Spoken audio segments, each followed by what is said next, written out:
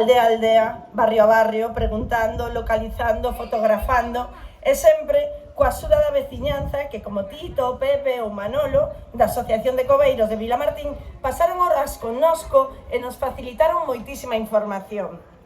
E mentres contábamos covas, moitas covas, fomos descubrindo cousas. A primeira, que en Valdeorras hai moitísimas covas, xa dicimos moitas. E de moitos tipos, tamaños e factura, sendo as de Vilamartín as que teñen unha tipoloxía única e diferente ao resto, porque teñen caño, cubo e refolgadeiro.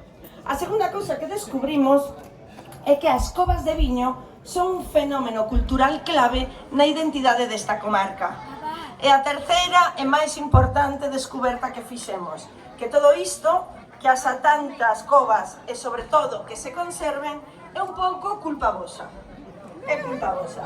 Vilamartín celebrou o 3 de agosto de 1997 a súa primeira festa das covas. Por certo, o día que se casou Tito, que non estuvo nesa primeira festa que descubrimos hoxe, e o día que cumprano Rique, que tamén o 3 de agosto pasaron moitas cousas. Daquela se chamaba Ruta das Covas. Segundo a crónica da prensa que recuperamos daquel día, naquela ocasión abríronse 20 covas. Os asistentes pagaron 500 pesetas. A inflación! E rematou cunha queima